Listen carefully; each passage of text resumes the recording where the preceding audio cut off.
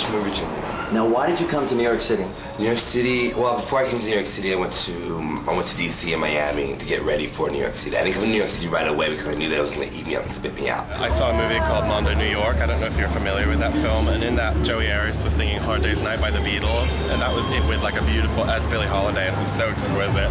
And Dean Johnson sang Fuck You with his early band Dean and the Weenies. And things like that, where I was like, wherever things like that are taking place, that's a city that I have to live in. Delaware. And why did you come to New York City? To work and to find me. Yeah, to find my VO. And I don't know, really, like, I couldn't get a job in Delaware, and this is where I've always, you know, like, all my favorite bands have always been from New York, and I just had to live here, you know. I'm from Levittown, Long Island. I grew up in the Bronx. Yeah, I was born in Queens, New York. Jane, what's your favorite thing about New York City? Well, my favorite thing about New York City is Popeye's chicken. Central Park. Access. And the mix of people, like all the different cultures and types of people and ethnicity all mixed together like in a small area.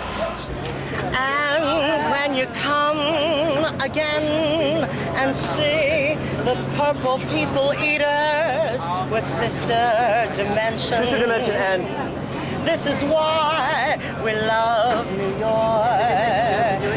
This is normal in New York. Liza is crazy, but this is normal. I don't know, it's not what it used to be. Maybe it's like you have to ask, like, what was your favorite thing about New York? It's gone. Oh my God, you know, it's really not that great anymore. But, why not? You know, I'm paying like $10,000 a month for rent or something for like a one-bedroom flat. And what's your favorite thing about Manhattan? The view. And there it is, look at it. I wouldn't change a thing about New York. New York is the most resourceful city in the planet. I used to love the piers, but they just knocked them all down. So that's sad because I have to find a new thing to like about New York. Broadway! When I visited, I didn't really see all the things that I would eventually come to see.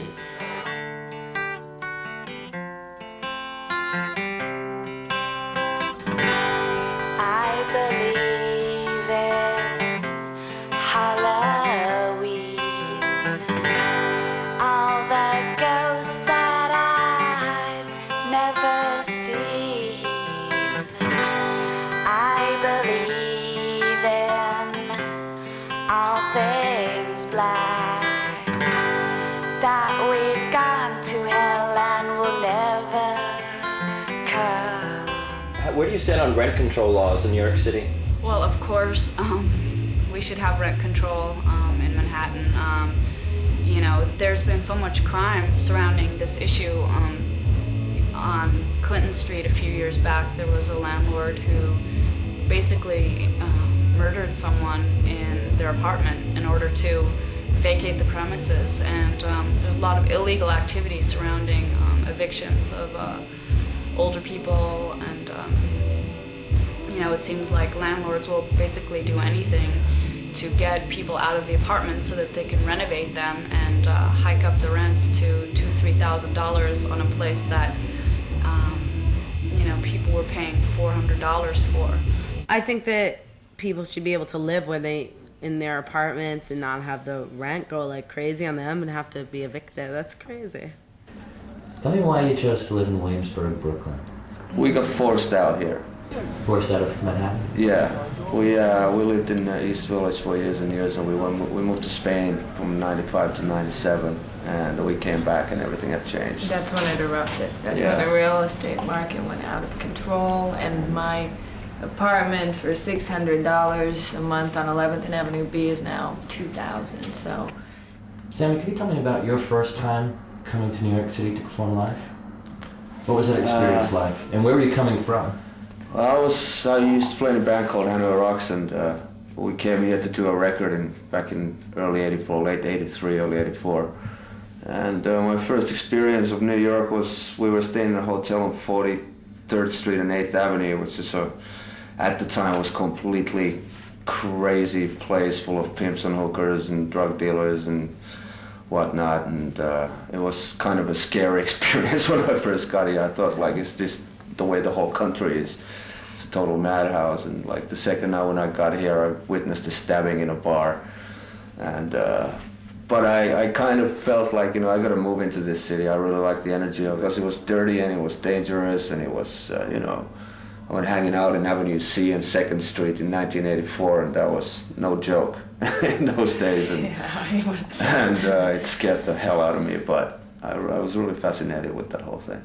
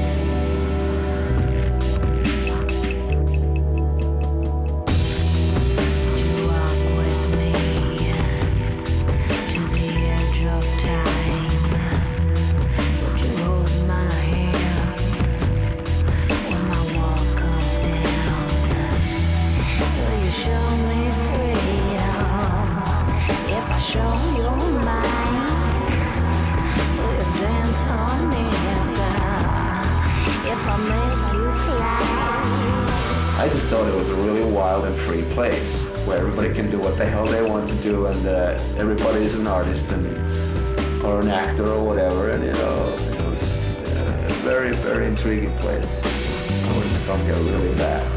So is it difficult then for a band to come to New York City to perform and to try to make a living doing this with so many other bands here?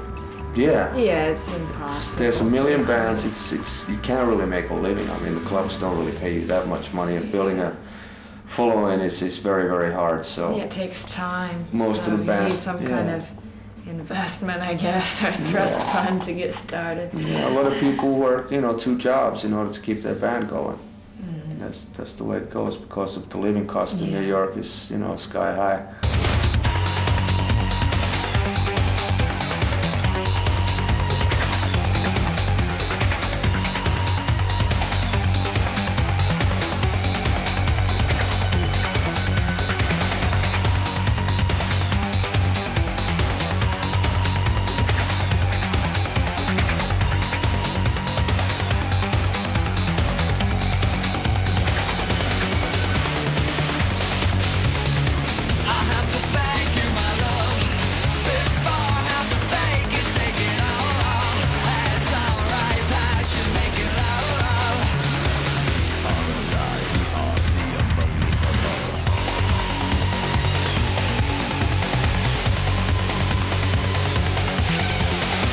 Shane. I am the singer and guitar player from Uranium 235. And I'm Matt, and I'm the other guitar player and other singer.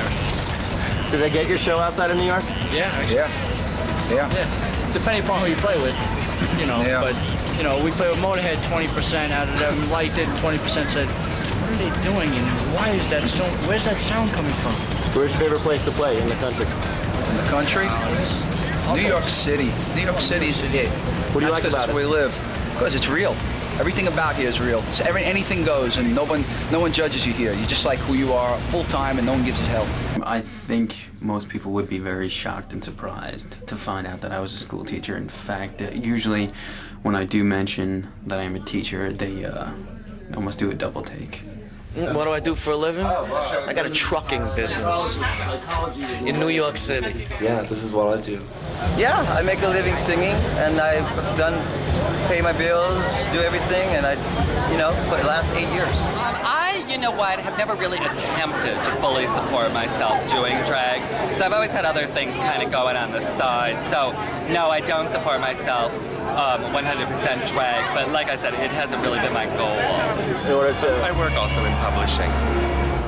Nah, not yet, not. But like, we get by pretty good. A&D, doing stuff, you know.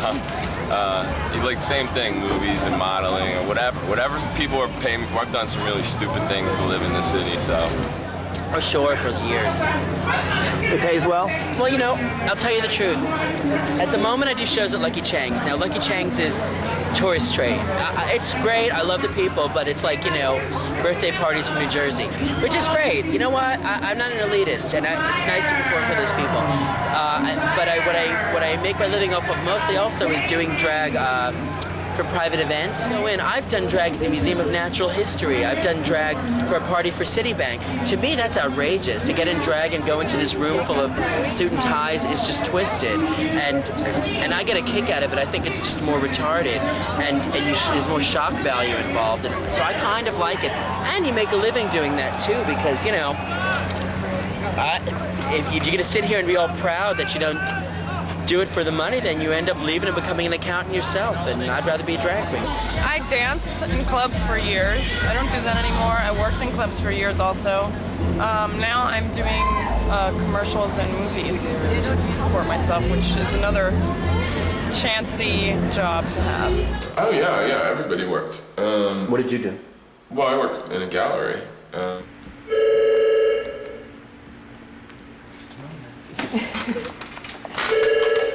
MBM.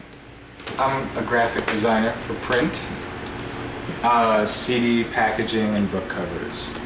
I work in animation. I work on a children's cartoon show. Right now we're between like finding a record deal and pretty much spending money to record and do all that. I was on like a major label for a bunch of years, and now starting up a new band. No, I have to do other things, like I run a bar. I'm a bootlegger. During the day, sleep. I work for a major network. Are you able to support yourself doing Young and Fabulous? Of course not.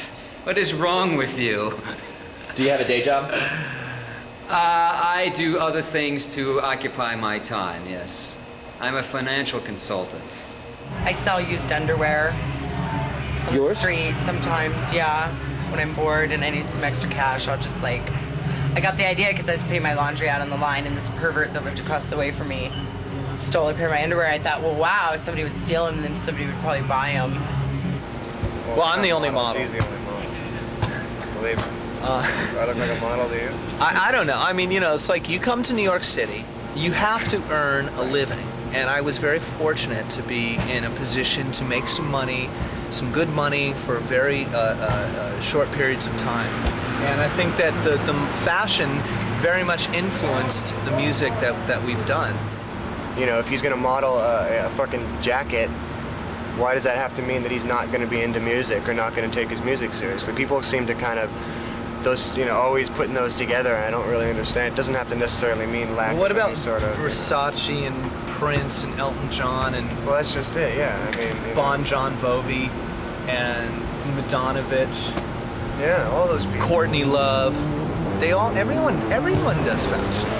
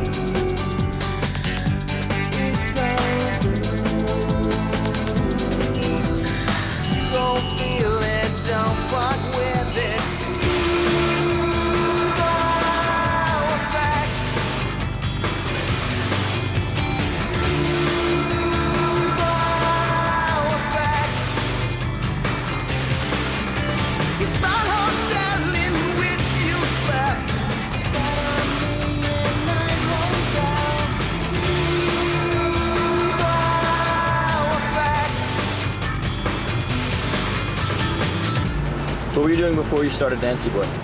I was sort of in a transitional period, kind of a little sick of Los Angeles, a little sick of kind of acting, and I just was kind of coming up with like a movie idea about kind of an androgynous type of rock star. A guy who comes to New York and kind of makes it big.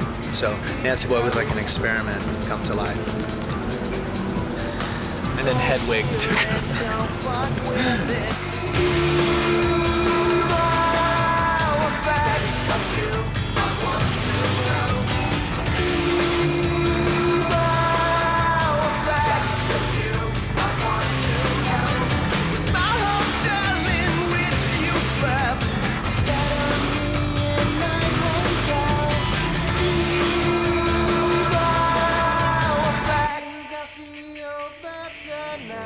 And I kind of was making money with the band, so I wasn't running it like a business. I was giving away stuff and just kind of silly. So it kind of put us in a bit of a hole. So I got a couple friends to buy out these hell partners. And as that started happening, the things that really made the club happen, besides amazing live bands from all over the world, was these parties like Green Door and other nights where people danced, where they hang out till 4. Bands end at 1 o'clock, but you can hang out, drink, and dance till 4 a.m. And we kept getting raided for dancing. So suddenly these cabaret laws, which were never enforced when we opened up, were being enforced by Giuliani and his task force, and they'd come in on a Saturday night with every department, fire department, medical, cops, and scare everybody out, raid us. So not only would they scare the customers out on a Saturday, but they'd have us spending money for court cases, for lawyers and summonses, and we couldn't pay the rent. And that led us into bankruptcy, and it's a real sad thing. We did 5 years, and I learned a lot, but felt like a lot of it was undeserved, and it was a bit heartbreaking. Put a real tint on New York for me, and just on the music scene. And now, the cops right now, look, they're in an undercover car. Film that over there. Look, pulling up. There you go. Now, how would you recognize that to be an undercover cop? Look, they went the wrong way down the street. They're all dressed in an undercover car. Here they come. Maybe they're gonna bust Continental. Let's go see what's going on. Follow me. Let's take a look. Hey, they're gonna bust Trigger's balls. There we go. Check it out. They're not beating anybody up. Does this scene look familiar to you? Yeah, it's familiar. So there you go. Everything we're talking about is happening right now. Why do you think they're doing this? Place is making money. It's the middle of August, and I don't know. Maybe some fucking one person made a phone call, or maybe they're just coming to break balls. So how could we make a difference? What could we do? Well, I think when Giuliani's out of office, I think like karma and a lot of things, not the most spiritual person myself, but maybe it'll make a difference. And I think people's awareness, they have to know. People have to get out and speak about what's happening. So maybe when people vote next time, they won't vote some guy that's like ready to sell the city out to Disney World.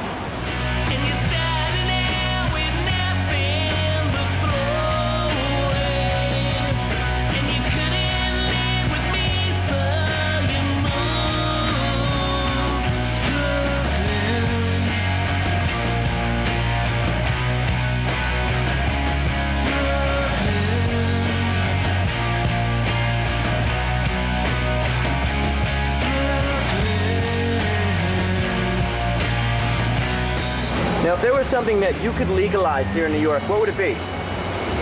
Dancing. I would legalize dancing in certain places where cabaret laws that date back to the early 1900s, are like embedded in racism. Dancing in nightclubs. I would make the subways free. Why? So more people could ride the subways. There shouldn't be a law that there has to be a park, even a small garden every 5 blocks. Oh, so many things. Number one, I would legalize counterfeit money so that all my friends would have lots of money and not worry in the world. Flyering should be legalized because it's too expensive to advertise your band shows and publications. Gay marriages. I suppose that would be a good one to start with. Why? There's well, just because it's ridiculous. The whole situation with that. People being too homophobic, not understanding, whatever. I guess I sound really stereotypical by saying this, but I mean it's not fair. That's not the question you ask of it, I'll be honest, darling. What a question! That question's too much.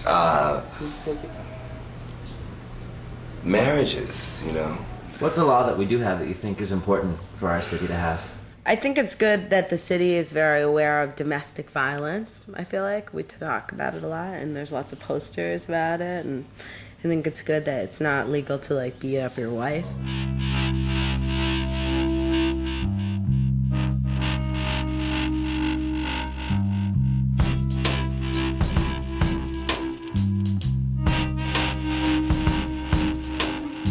She's in the hospital. Somebody call her. Our next performer is been a fixture of New York for as long as I can remember, and I mean that in the best of ways.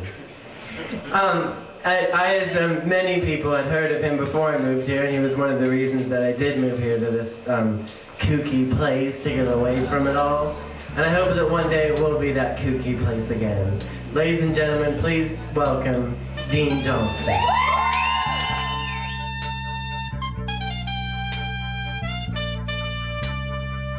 Rich man, fake tan, hair club for men.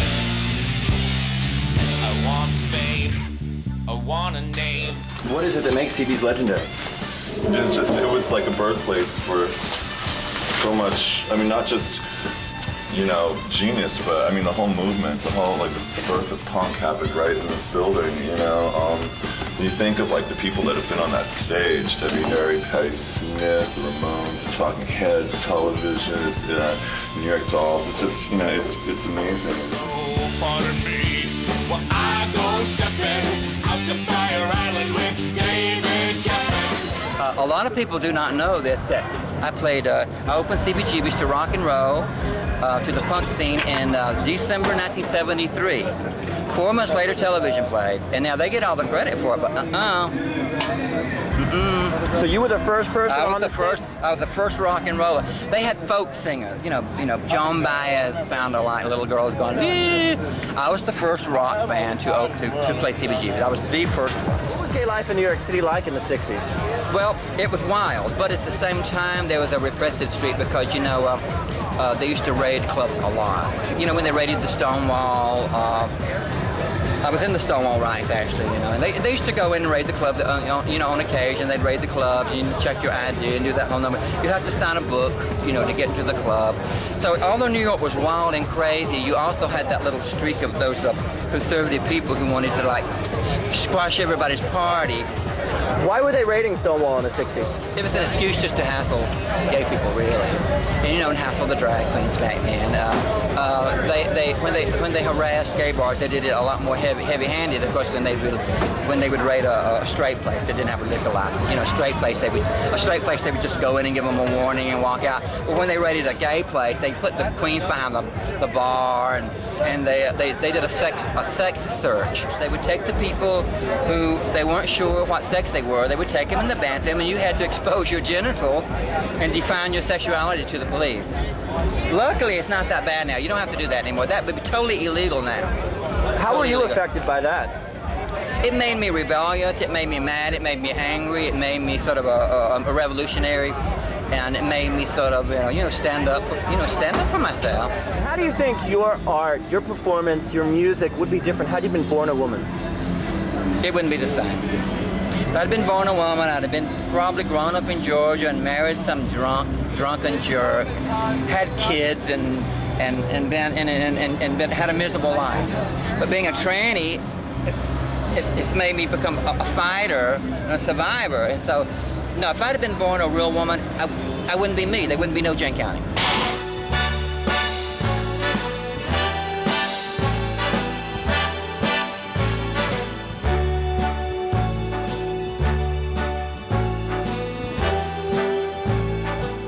Start spreading the news.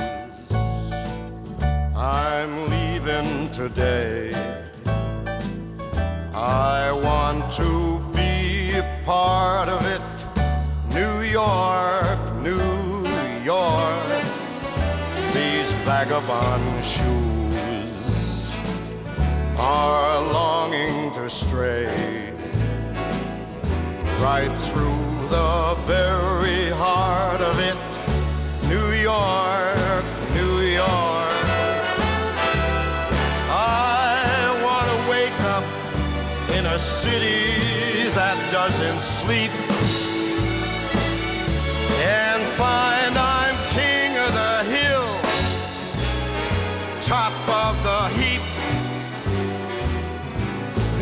little town blues are melting away.